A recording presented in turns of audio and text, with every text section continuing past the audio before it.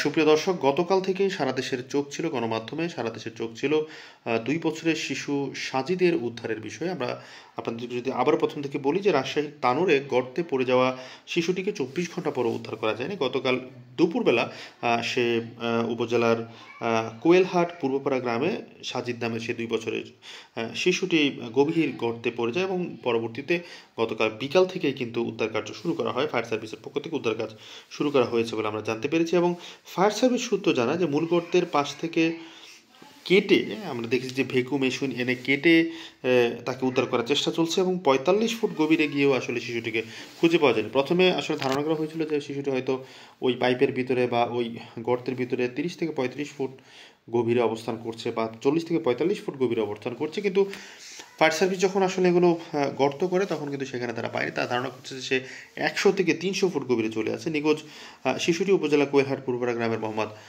রাকিবের ছেলে। এদিকে আজ উদ্ধার কার্যক্রম পরিদর্শনে গেছেন ফায়ার সার্ভিসের পরিচালক লেফটেন্যান্ট কর্নেল তাজুল ইসলাম চৌধুরী। তিনি ঢাকা থেকে আজ দুপুর 12:30টার দিকে ঘটনাস্থলে পৌঁছান। তিনি প্রথম আলোকে যেটি জানিয়েছেন যে শিশুটিকে না পাওয়া পর্যন্ত ফায়ার সার্ভিস তাদের কাজ চালিয়ে যাবে। প্রয়োজন হলে ১০০ ফুট পর্যন্ত তাদেরকে গভীর করতে হবে। এছাড়া তাদের আসলে আর কোনো উপায় নেই বা এই ধরনের আসলে সিচুয়েশন হ্যান্ডেল করার মতো কোনো পূর্ব প্রস্তুতি বা কোনো ধরনের ইকুইপমেন্ট আমাদের ফায়ার সার্ভিসের আসলে নেই, কারণ এই ধরনের পরিস্থিতি খুব আসলে মাঝে মধ্যে আসলে আসে। তো উদ্ধার কাজে যুক্ত ফায়ার সার্ভিসের একটি সূত্র প্রথম আলোকে বলছে তারা এই গর্তে সার্চ ভিশন ক্যামেরা নামিয়ে দেখেছেন এবং সেখানে ৪৫ ফুট নামার পর আর ক্যামেরা কাজ করে না, তার ক্যামেরা বন্ধ হয়ে গেছে। এ পর্যায়ে কী করা যায় তা নিয়ে শিশুটির পরিবার এবং উপজেলা নির্বাহী কর্মকর্তার সাথে তারা আলোচনা করছেন।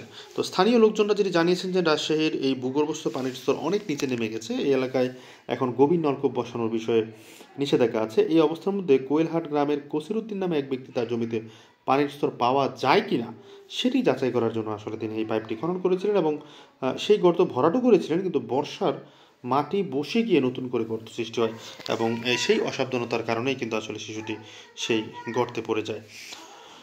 ফায়ার সার্ভিস যেটি জানিয়েছে যে গতকাল বিকেল 5:30টার দিকে এক্সকাভেটর দিয়ে খনন করা হয় এবং ঘটনাস্থলে ফায়ার সার্ভিসের 3টি ইউনিট কাজ করছে। সেই সাথে ফায়ার সার্ভিসের সাথে পুলিশ এবং বাংলাদেশ সেনাবাহিনীও সেখানে যোগ দিয়েছে। রাজশাহী সিটি কর্পোরেশন থেকেও সেখানে আসলে সহযোগিতা করা হচ্ছে। শেষ পর্যন্ত আসলে শিশু সাজিদকে সেখান থেকে উদ্ধার করা যায় কিনা, তাকে জীবিত উদ্ধার করা যায় না মৃত উদ্ধার করা যায় সেটি নিয়ে কিন্তু আসলে এখন আসলে জীবিত থাকার আশাটা এই মুহূর্তে করা যাচ্ছে কিনা জানি না।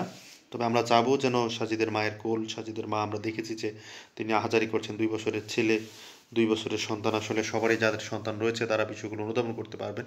আমরা চাই সাজিদ যেন তার ঘরে ফিরে আসে, সাজিদ যেন তার মায়ের কোলে ফিরে আসে, তার মা যেন তার বুকের ধনকে ফিরে পান। ধন্যবাদ।